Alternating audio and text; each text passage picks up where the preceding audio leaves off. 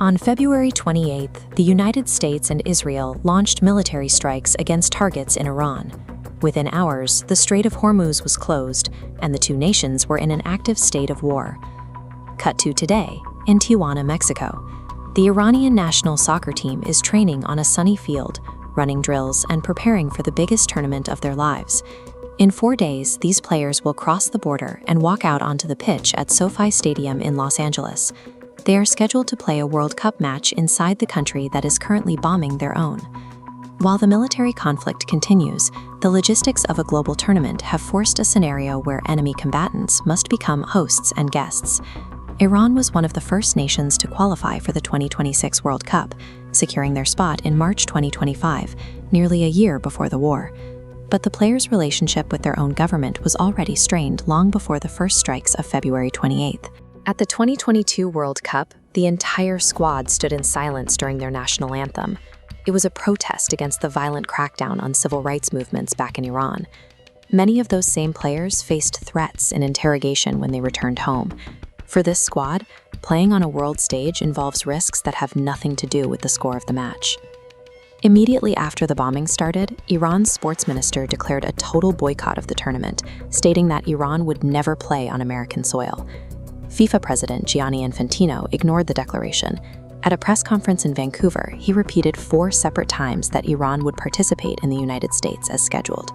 Donald Trump initially posted that hosting the team was inappropriate, citing concerns for the safety of the players in a country at war. The logistical collapse was visible in Tucson, Arizona. A year before the war, Iran had booked the Kino Sports Complex as their official training base. For months after the war started, the facility remained empty, but perfectly maintained an American sports complex, waiting for a team from a nation they were actively fighting. The onset of war had erased a year of planning, leaving the tournament organizers and border security with no clear protocol for what came next. The standoff was resolved by a legal document. The U.S. signed a binding host city agreement, promising entry to any qualified nation. Blocking the team meant violating that contract, potentially forcing FIFA to move matches and causing massive diplomatic fallout. The solution was a logistical pivot to Turkey. The team moved their training camp to Antalya so they could process their visas at the U.S. Embassy in Ankara. Last Friday, the U.S. administration approved visas for the players and their coaching staff, ensuring the matches at SoFi Stadium could proceed. But the approval wasn't total. The U.S. flatly denied entry to 14 administrative officials, including the Federation's Secretary General and Vice President. It was a precise compromise. The athletes were allowed to play, while the government officials were kept on the other side of the border. While the legal hurdle was cleared, the physical reality was much grimmer. When the war started in February, the Iranian domestic league was immediately shut down. Some players, like Captain Alireza Jahanbakhsh, play for clubs in Europe and have maintained their match fitness through a normal season. But 17 players on the final roster live and play in Iran. They haven't played a competitive match in over 100 days.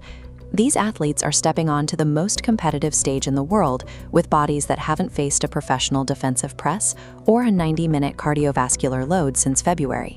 That brings the team to their current reality in Tijuana, Mexico, waiting just 22 miles away from SoFi Stadium in Los Angeles. On June 15th, they will board a bus, cross the border, and drive that distance to face New Zealand in their opening match. That distance is a direct parallel to the war. 22 miles is the exact width of the Strait of Hormuz, the waterway Iran blocked. From there, they face Belgium and Egypt, attempting to advance from Group G under the most difficult circumstances imaginable. For these players, the walk from the locker room to the pitch is the end of a journey through visa denials, a shutdown league, and a domestic war. When they finally kick the ball in Los Angeles, it will be a moment where the rules of the World Cup have successfully overridden the laws of the war outside the stadium.